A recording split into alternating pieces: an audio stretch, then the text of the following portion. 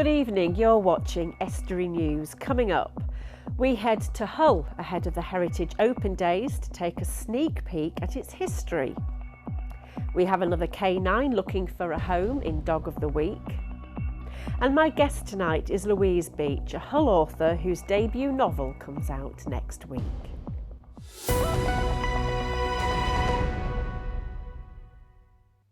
Welcome to Estuary News. I'm Emma Lingard. Now it's time for the news headlines.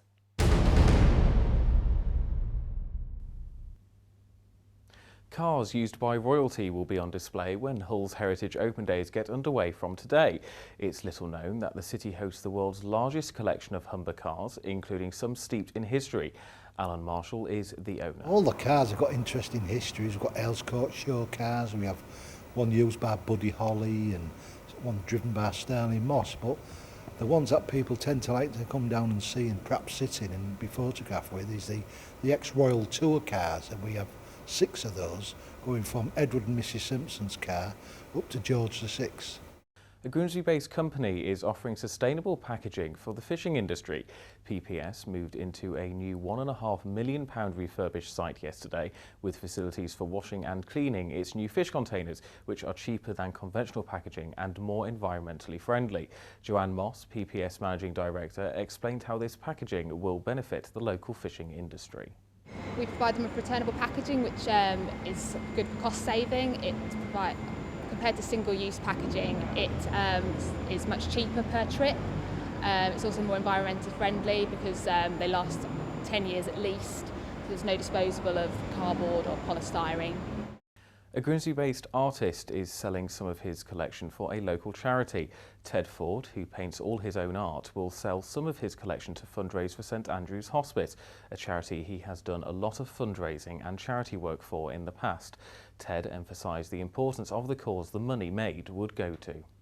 It's a worthwhile charity, and I implore anybody to get involved, even if it's only by the big fish. Get some of the lottery tickets for the big fish. It all helps the hospice funds. And finally, we all know about people taking part in marathons with bizarre costumes, but take a look at this. PC Saunders and PC James from the Humberside Police Force will be taking part in the Great North Run wearing riot gear. They're raising money for CLIC Sargent, which helps families whose children are affected by cancer. That's all from me. Bye for now. This year, Hull's Heritage Open Days have the largest offering in the country.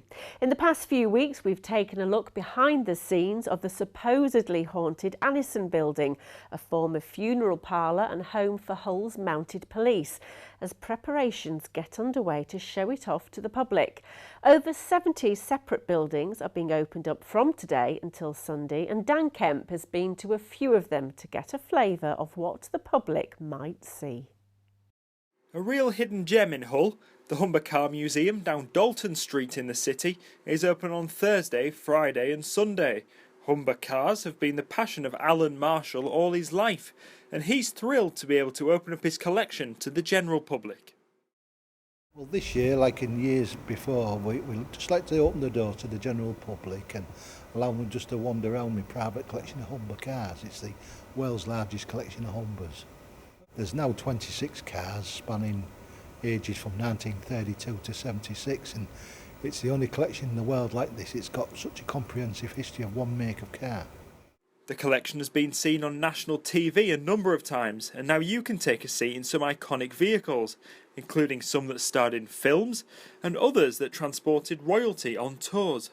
All the cars have got interesting histories. We've got Aylescourt show cars, we have one used by Buddy Holly and one driven by Sterling Moss, but the ones that people tend to like to come down and see and perhaps sit in and be photographed with is the ex-Royal Tour cars, and we have 6 of those going from Edward and Mrs Simpson's car up to George VI.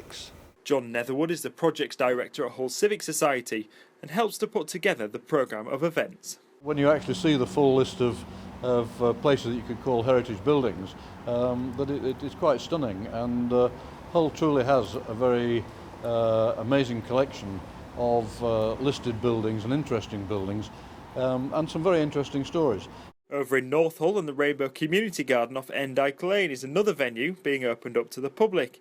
It brings the community together all year round to allow people to get hands on maintaining the facility, growing fruit and veg, and looking after the wildlife. Jeannie Webster is the Rainbow Community Gardens coordinator. It's about encouraging all to care about their environment and to learn how to grow their own and to socialise with people in a safe environment.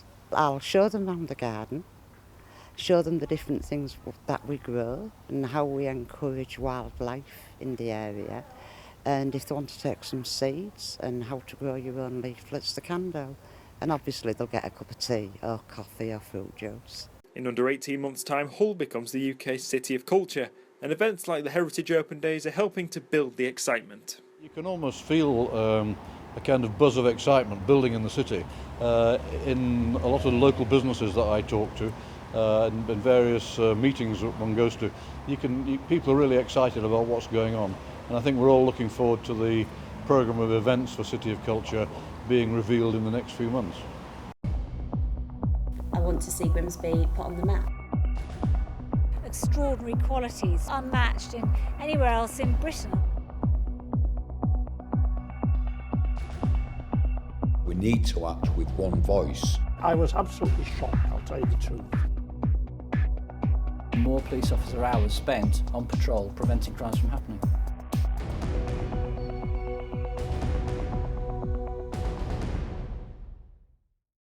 And if you have a news story you'd like the team to cover, then contact us via our social media pages or call 01472 315 553 or alternatively send an email to news@estuary.tv.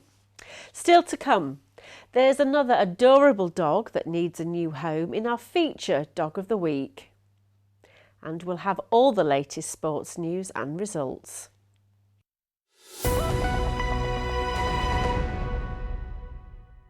A former Hull Daily Mail columnist has turned her hand to writing in between being an usher at Hull Truck Theatre, where her first play was performed in 2012.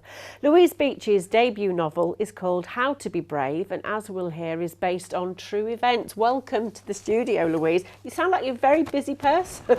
I am actually, yes. I actually leave the studio and I'm going to work when I get home. Yeah. Oh, now obviously How to Be Brave, which we've got here, it's been described by your publishers as an extraordinary book. So what's the storyline? It was inspired by true events, two separate true events.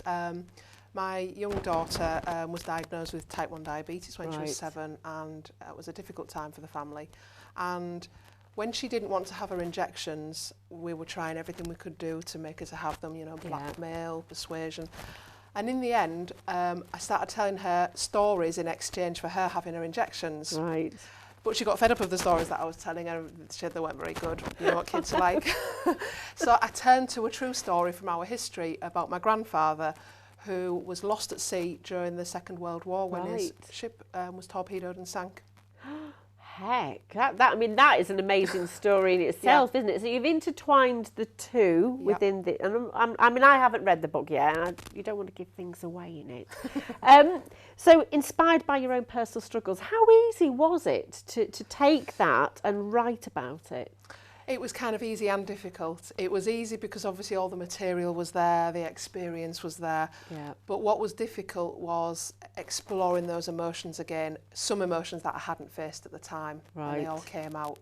But hopefully, you know, it came together to make hopefully a realistic book, something that will resonate with people. Well, I know, you know, reading just some of the comments that people have left already, they're saying that they feel that passion and emotion certainly comes through in your writing, which is a very good thing, isn't it? Wow, that's probably the best compliment you can have. Well, it is, isn't it? And I know reading about how your book was snapped up, the publisher was that bowled over by it. She basically signed you there and then. I mean, how did that feel? Oh, it was incredible because it had been a long journey.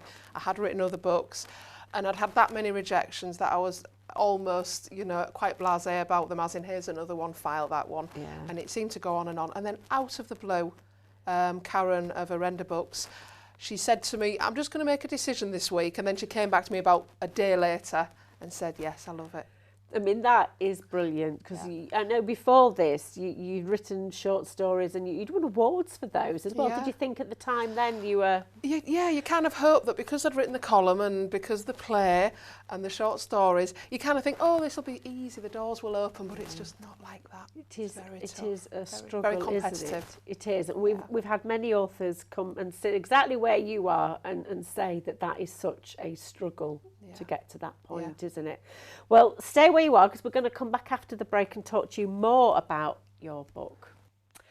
It's time for an ad break, so stay with us because, as I said, we're still going to continue to talk to Louise, and we find another pooch a home in Dog of the Week, and we'll bring you all the latest local sports news and results.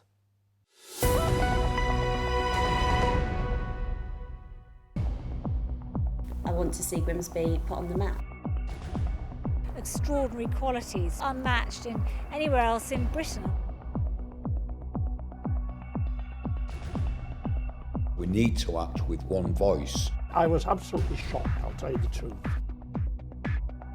More police officer hours spent on patrol preventing crimes from happening.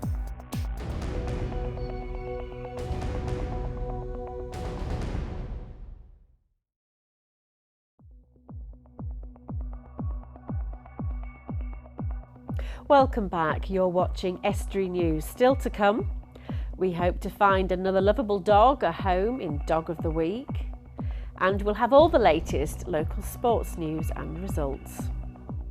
Now, before the break, I was talking to Hull author Louise Beach about her debut novel. She's still with me in the studio. We were talking, obviously, before the break about how you were inspired to write How to Be Brave through, obviously, things that you've experienced in your family.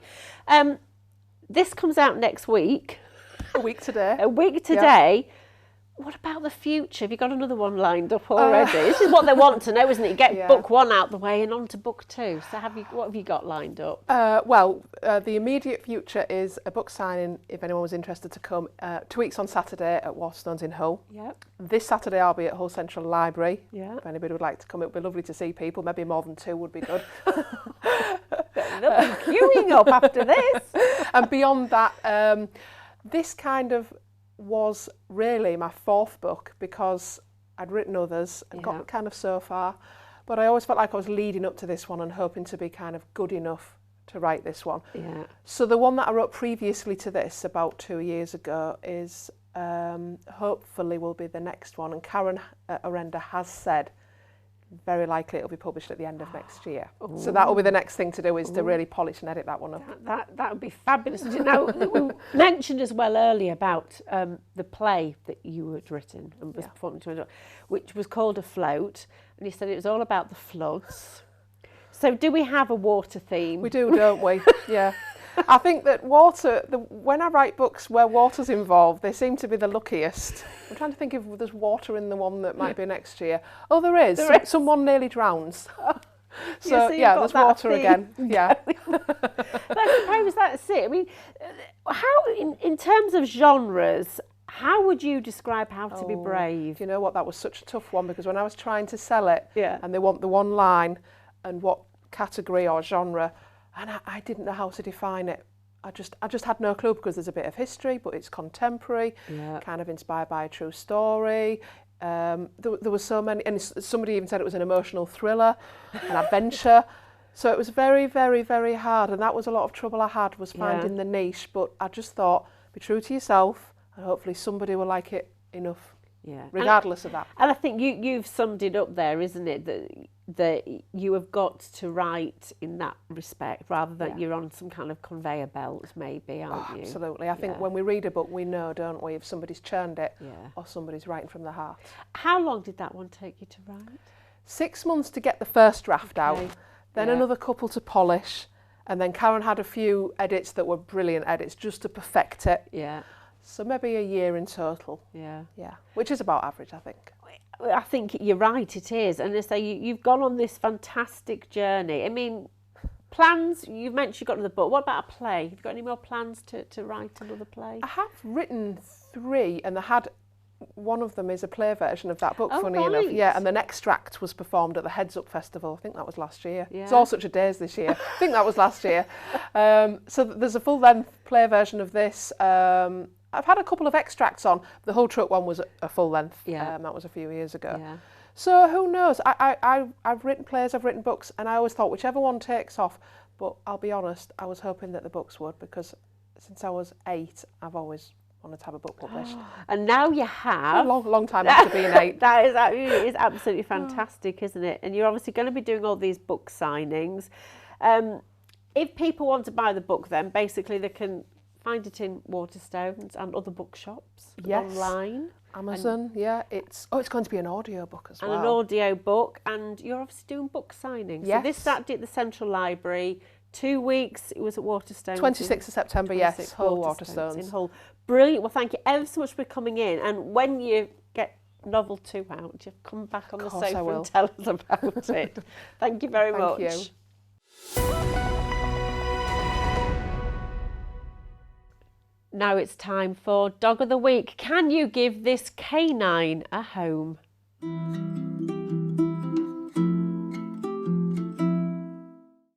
Number 38 is a Staffy Cross Jack Russell.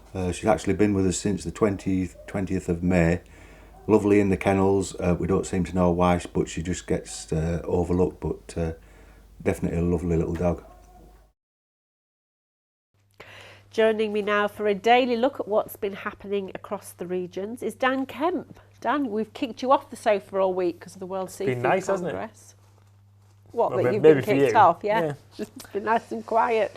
What have you got? Should we start? Right, we'll start off with a story in the Hull Daily Mail, and this is that this weekend is the Hull Marathon. It takes place on Sunday morning. Yes, yeah. Or Sunday afternoon and Sunday evening, depending on how good you are at it. Now, this was the one that a certain colleague of ours called Dave Nunn Yes. was going to enter. There were all sorts of rumours. A few packages went out in the news as well. Did, of about his training. His 2 miles of training, and I think the other 24.2 miles that he didn't quite get around to doing. I think that might be the problem there. Very sad. Maybe next year. Very sad. Maybe next year. Yeah, maybe next year. He's been told next year. I don't think so. But this is the first for Hull, isn't it? Well, there has been a Hull Marathon before. I believe it was in 2012. There were a few issues with that people completed it and found out it wasn't actually 26.2 miles. Okay, was it less? And I think it was about half a mile short. So obviously people were very upset by that, understandably. So this year, I would have been relieved. Thinking. Yeah, but if you're doing a marathon, you want to know I suppose so. you want to know you've done it. If you've gone 25.7 miles or that whatever. already would just make me tired. The news is, anyway, that a couple of streets are going to be shut off for the morning of the event, including Anderby Road around the hospital. But they've made sure, of course, that that's accessible to the people that need it. Park Street as well, for people trying to access St Stephen's and Tesco's, and Paragon Station as well. Okay. The station manager of Paragon, the Paragon Interchange, said he wasn't consulted on the closures at all, which is quite interesting. And he fears it could lead to delays for rail passengers. So that's another thing for people to look out for. It's also interesting, because I was about to say avoid Hull this weekend, but it's the Heritage Open Day. Heritage Open Day as well, as we've seen earlier in the show. You want people to flock to the city.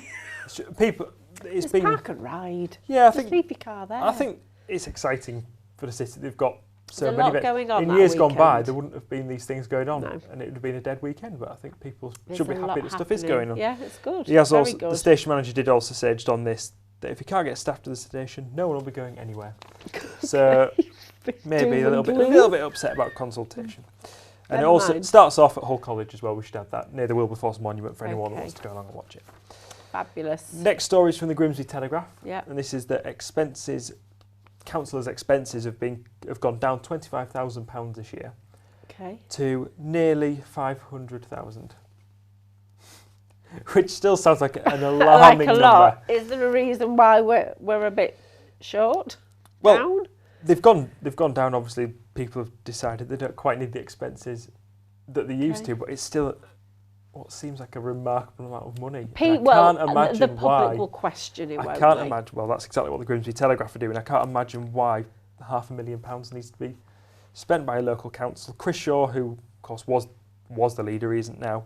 He picked up the highest total during the last financial year, almost £30,000. including a special allowance of 21,500. Does it say what that special allowance No, it doesn't. was? I have no idea what that special allowance is, but I'm sure we might find out in the fullness of time. Ooh. And the current leader, Ray Oxby, claimed £20,340. Okay. So that's another interesting one. It certainly is. And we're going to Withensea next. Yeah, Withensea. This is Withensea High School. They've spent £13.3 million on a new building over the course of the summer. So they've got a new entranceway, dining hall, library and classrooms being refurbished as part of that. Yeah. But it wasn't open today when the students were supposed to be going back. They've had to put it back till Monday. And it wasn't that is ready. because the construction firm, BAM Construction Limited, they haven't had it quite done as they wanted to. They had structural cracks and asbestos to remove, which they weren't expecting to come up, so they've had to put it back slightly. Just delayed the build. Yeah. As I said, with asbestos, it's a building that's being refurbished. It's not a brand new building. Yeah. So slight delay for pupils starting. Slight back delay at there, but I'm sure Withensea. the year 7s would have been a bit worried, but I wouldn't have been. Probably. Right. Thank you Not a ever so problem. much for that, Dan. Now it's time for the sports news.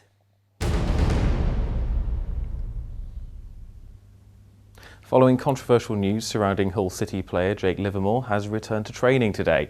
The player tested positive for cocaine use earlier in the year but has not seen formal action from the FA due to circumstances surrounding his child's death. He has been given a suspended sentence. Shoppers, rail passengers and hospital patients are being warned that delays are likely during the Hull Marathon, which is due to take place this Sunday. Parts of Anlaby Road and Park Street will be closed. While the organisers say that the route does not pass directly in the way of Hull Royal Infirmary, it could well affect access to the hospital. There have been dedicated crossing areas set up to allow traffic through when the raceway is clear of runners. The event starts on Sunday morning. In cricket this Saturday, the fixtures in the Readers Lincolnshire ECB Awards are as follows: Spalding v Louth, Bourne v Bracebridge Heath, Market Deeping v Lindham, Grantham v Sleaford, Market Raisin v Skegness and Woodall Spa v Grimsby Town. Holly Woodhead from Grimsby is going to Perth in Scotland to compete in the Longines FEI European Eventing Championships this weekend. The 21-year-old will be riding DHI Lupison. This is Holly's first time at representing Great Britain at senior level at the event in Blair Castle in Scotland. It's the last major competition before the Olympic Games in Rio next year. That's all for the sport for now. If you have a story for us, then please email us on sport@estuary.tv. Bye for now.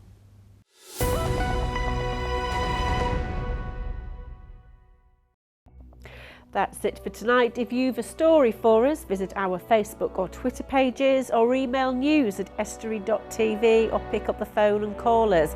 Until tomorrow, good night.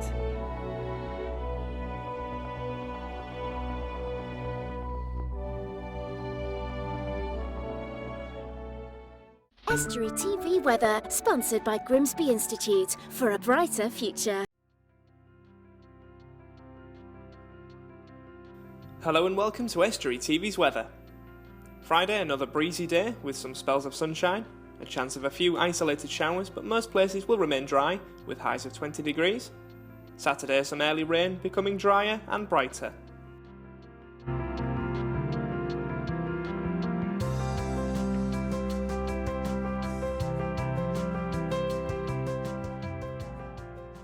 Estuary TV weather, sponsored by Grimsby Institute for a brighter future.